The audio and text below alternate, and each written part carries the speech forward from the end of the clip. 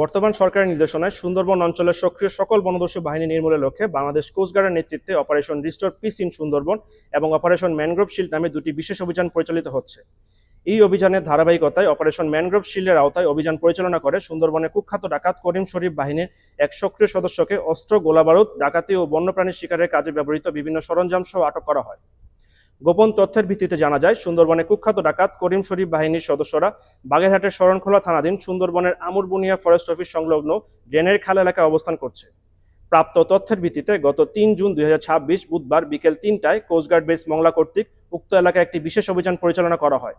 অভিযান চলাকালীন কোস্টগার্ডের উপস্থিতি টের পেয়ে ডাকাতরা পালানোর চেষ্টা করলে আভিযানিক দল কর্তৃক ডাকাতদের ধাওয়া করে 4টি একনলা বন্দুক, 20 রাউন্ড তাজা কার্তুজ, 74 রাউন্ড ফাঁকা কার্তুজ, 7 রাউন্ড এয়ারগান গুলি, একটি টেলিস্কোপ, একটি সোলার প্যানেল, একটি ব্যাটারি, একটি ওয়াকিটকি চার্জার, একটি সিংহ হরিণের মাথা, 3 কার্টুন সিগারেট, 2 বস্তা চাল, একটি কাঠের বোর্ড সহ করিম শরীফ বাহিনীর একজন সক্রিয় সদস্যকে আটক করতে সক্ষম হয়।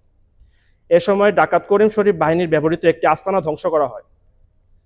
পরবর্তীতে আটককৃত ডাকাতের দেওয়া তথ্যের ভিত্তিতে উক্ত দিন রাত 10টায় কোস্টগার্ড বেস মংলা ও পুলিশের সমন্বয়ে মোড়লগঞ্জ থানাধীন পিসি বারৈখালী সংলগ্ন এলাকায় তার বাড়িতে একটি বিশেষ অভিযান পরিচালনা করে ডাকাত ও বন্যপ্রাণীর শিকারের কাজে ব্যবহৃত বিভিন্ন সরঞ্জাম উদ্ধার করা হয়। আটককৃত ডাকাত আলামিন বাচ্চু হাওলাদার বাগেরহাট জেলার মোড়লগঞ্জ থানার বাসিন্দা। সে দীর্ঘদিন ধরে কুখ্যাত ডাকাত করিম শরীফ বাহিনীর একজন সক্রিয় সদস্য হিসেবে সুন্দরবন এলাকায় ডাকাতি সহ সাধারণ জেলে ও বাওয়ালীদের জিম্মি করে মুক্তিপণ আদায় করে আসছিলেন। উদ্ধারকৃত অস্ত্র, গোলাবারুদ ও অন্যান্য মালামাল সহ আটককৃত ডাকাতের পরবর্তী আইনানুগ ব্যবস্থা গ্রহণের কার্যক্রম প্রক্রিয়াধীন রয়েছে। কোস্টগার্ডের চলমান এ সকল কার্যক্রম অভিযানের ফলে স্থানীয় কিছু স্বার্থান্বেষী মহল ও অসাধু চক্র বাহিনীর ভাবমূর্তি ক্ষুণ্ণ ও অপরাধ দমন কার্যক্রমকে প্রশ্নবিদ্ধ করার উদ্দেশ্যে বিভিন্ন সময় বিভ্রান্তিকর ও ভিত্তিহীন তথ্য প্রচারের অপচেষ্টা চালিয়ে যাচ্ছে।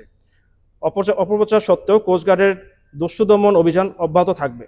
সুন্দরবনকে সম্পূর্ণরূপে দস্যুমুক্ত ও নিরাপদ রাখতে বাংলাদেশ কোস্টগার্ড নিয়মিত অভিযান ও গোয়েন্দা তৎপরতা অব্যাহত থাকবে।